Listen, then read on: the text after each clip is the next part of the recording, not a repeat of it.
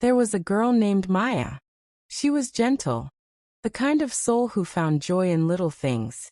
Morning coffee, handwritten notes, rainy evenings, and long, honest conversations. Love to her wasn't just a feeling, it was home. And one day, she thought she had found that home. His name was Armin. He wasn't extraordinary, but to Maya he was everything. They met at a mutual friend's birthday party. She was shy, sitting quietly in a corner, when he came over and said, "You look like someone who loves peace more than parties." She laughed, the kind of laugh that comes from the heart. That was their first spark. Days turned into weeks. Messages turned into calls. Calls turned into hours of talking about dreams, fears, and childhood memories. He made her feel special.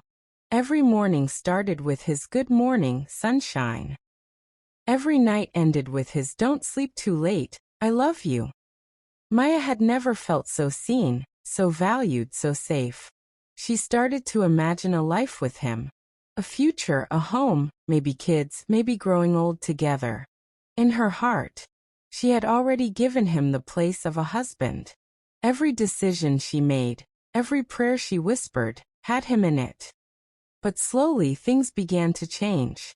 The messages became shorter. The calls became fewer. And his voice, once warm and full of care, became distant and distracted. Maya noticed. Of course she did. She asked softly, "Is everything okay?" He smiled and said, "Yeah, just busy lately." But she knew that busy was a lie. He wasn't busy, he was bored. He had gotten used to her kindness, her loyalty, her love. The excitement he once felt had faded because Maya wasn't new anymore. He wanted thrill, not depth. And she was all about depth. One evening Maya called him, her heart trembling. She said, "Do you still love me the way you used to?" He went silent for a while, then said softly, "You're a great girl, Maya. But I think we've grown apart." Those words shattered her like glass. She couldn't breathe, couldn't speak. It felt like her entire world, the one she had built around him, had collapsed in one sentence. After the call ended, she sat on her bed, numb. The same hands that used to text him, "I miss you," were now trembling and empty. Days passed like shadows. She stopped eating, stopped smiling, and stopped believing in love. Her friends said, "You'll move on." But she didn't want to. Because how do you move on from someone you already saw as your forever? Weeks later, one night, she sat by her window, tired of crying, and whispered to herself, "He got bored, but I got broken. Yet only one of us has to rebuild something." And that's when it clicked. She realized that real love doesn't get bored. Real love grows. Real love stays even when the excitement fades. And the love she gave him, that deep, pure, loyal kind, was too valuable for someone who couldn't understand it.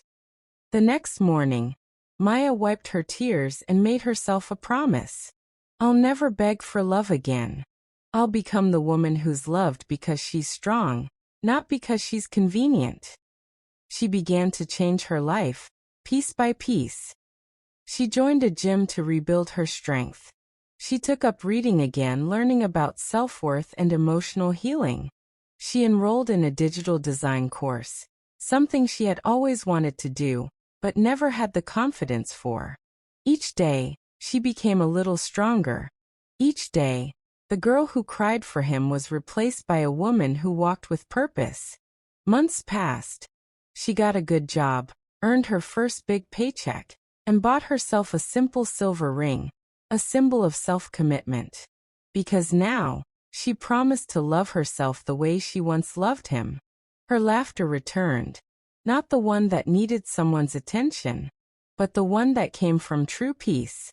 And then one afternoon, as fate would have it, she crossed paths with Armin again. He was sitting in a cafe, scrolling on his phone. He looked up and froze for a second. Maya walked past him, confident, graceful, radiant. He smiled awkwardly and said, "Hey, it's been a while." She smiled back gently and replied, "Yes. And I'm finally doing great."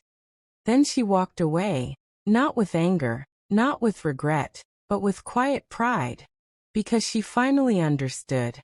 Love shouldn't drain you. It should grow with you. And sometimes, the heartbreak you think will destroy you is actually what builds the strongest version of you. If someone leaves you because they got bored, let them, because the right one will never get tired of loving you. You don't need to chase anyone. You just need to become the person who attracts love that's real, love that lasts. And one day, when you look back at your heartbreak, you'll smile and whisper, "Thank you for walking away, because that's how I found myself."